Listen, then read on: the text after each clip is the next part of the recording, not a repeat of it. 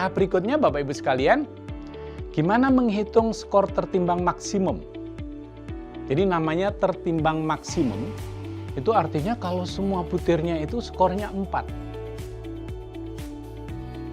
Ya, karena aspek kedisiplinan ini ada skor maksimumnya ada 4, ya, maka jumlah bobot indikatornya di sini ada 24.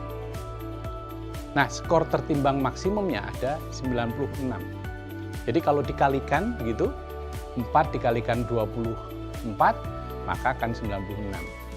Skor maksimum indikatornya 4, kemudian jumlah bobot indikatornya ada 14 tadi untuk aspek pengembangan diri, maka skor tertimbang maksimumnya ada 56 dan seterusnya, ya.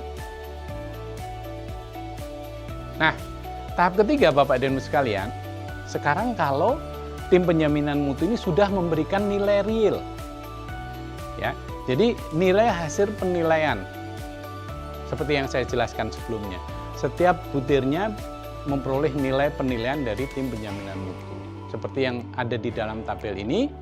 Maka misalnya A1 dapat skor 3, A2 dapat dipilih dapat indikator kinerjanya 4, A4 dapat 2, dan seterusnya. Semua butir sudah diisi oleh tim penjaminan mutu.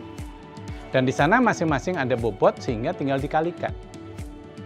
Jadi hasil penilaian 1, 2, 3, atau 4 itu dikalikan dengan bobot, maka diperoleh apa yang disebut dengan skor penilaian tertimbang.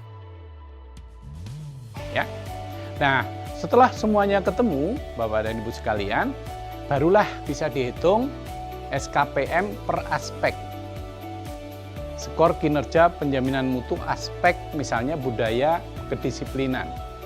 Maka rumusnya adalah tadi SPT, skor penilaian tertimbang dibagi dengan skor tertimbang maksimumnya. Jadi kalau maksimum sekian, tapi karena hasil penilaiannya seperti itu, maka skornya adalah skor penilaian tertimbang dibagi dengan skor tertimbang maksimum dikalikan 100. Kenapa dikalikan 100? Agar skalanya itu kita maksimum 100 dan paling kecil 25.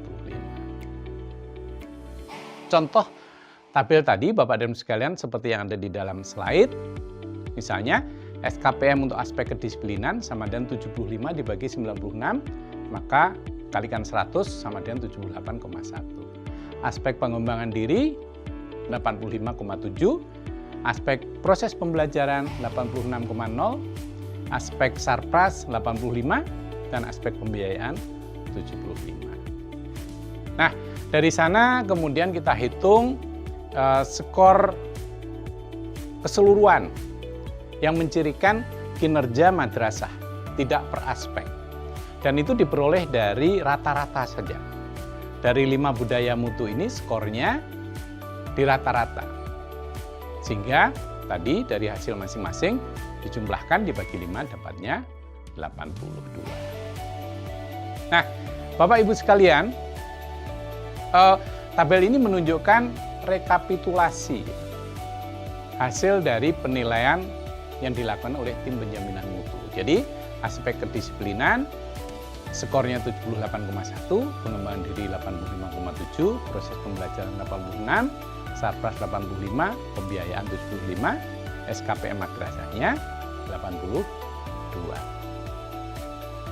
Nah, Bapak Ibu sekalian, itu tadi adalah skor kinerja penjaminan mutu dalam bentuk numerik.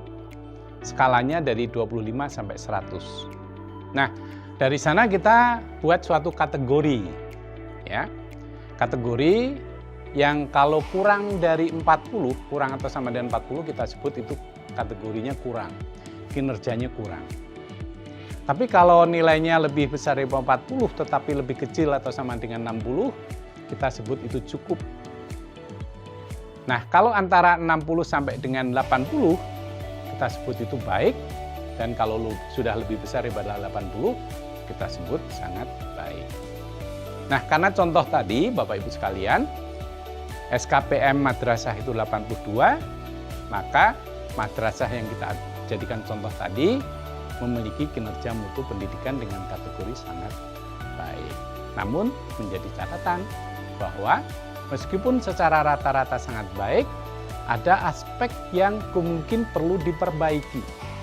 Yang dalam hal ini adalah aspek kedisiplinan dan aspek perencanaan pembiayaan secara transparan. Dan itulah Bapak Ibu sekalian, atas dasar penilaian ini kemudian tim penjaminan mutu nanti membuat daftar program dan kegiatan yang akan diusulkan di dalam IRCAM. Demikianlah Bapak Ibu sekalian, sesi ini saya jelaskan dengan pelan-pelan.